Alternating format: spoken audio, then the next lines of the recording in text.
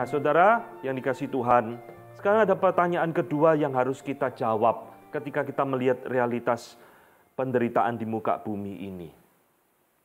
Oke, kita mengerti.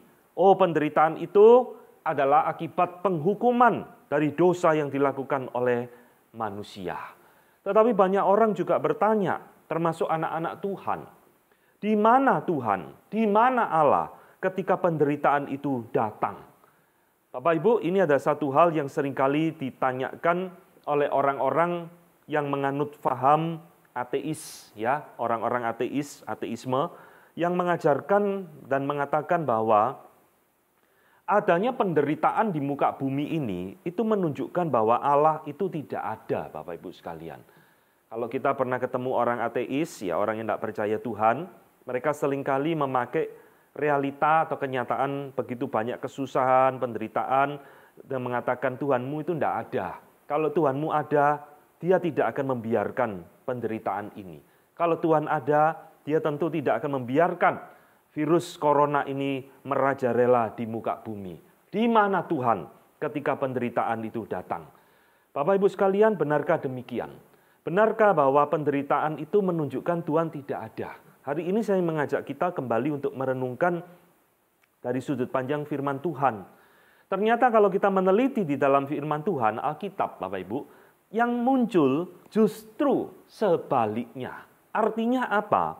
Artinya adalah justru penderitaan itu dan segala macam yang terjadi di dalam dunia ini, itu tidak pernah terjadi tanpa kehadiran Allah. Allah itu berdaulat, Allah yang menetapkan, Allah yang menghendaki, Allah yang menginginkan semua peristiwa di muka bumi ini terjadi. Baik itu peristiwa yang menyenangkan, maupun itu satu peristiwa yang menurut kita kurang menyenangkan seperti saat ini. Nah, kita seringkali berpikir ya, bahwa apa yang terjadi di muka bumi ini kalau baik-baik semua itu dari Tuhan. Oh, kalau itu penderitaan, kalau itu bencana, itu bukan dari Tuhan. Tidak, Bapak Ibu. Alkitab mengatakan semua itu terjadi atas kehendak dan rencana Allah.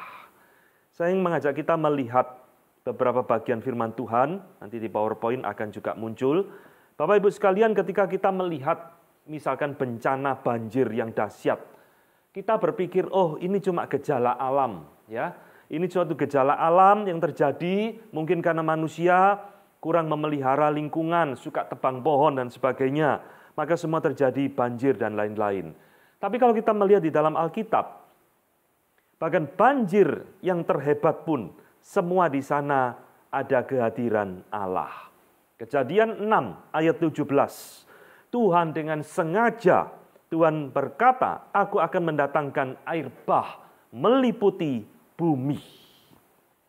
Jadi Alkitab itu tidak pernah mengajarkan kepada kita segala sesuatu yang terjadi di alam ini terjadi secara begitu saja, saudara.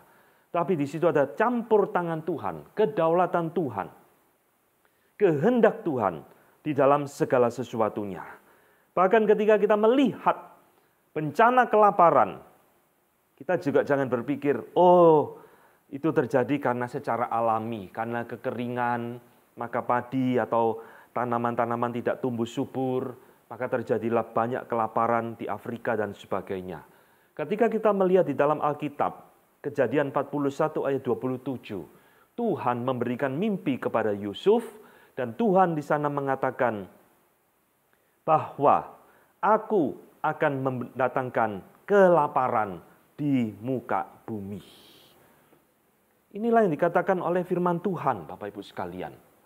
Bahwa di dalam segala peristiwa-peristiwa yang nampaknya bencana, buruk, penderitaan, di situ ada kedaulatan Tuhan. Di situ justru terjadi atas rencana Tuhan. Bahkan hal yang paling ekstrim dicatat di dalam Alkitab, kematian Yesus Kristus, itu pun terjadi di dalam rencana dan kehendak Allah. Di dalam Kisah Rasul 2, khotbah Petrus di Pentakosta, Petrus mengatakan bahwa Kristus itu diserahkan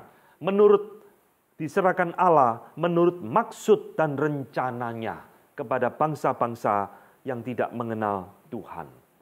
Jadi kita melihat bahkan kejahatan manusia yang paling jahat, yaitu menyalibkan anak Allah, membunuh Yesus Kristus, itu pun terjadi di dalam kedaulatan dan kehendak Allah.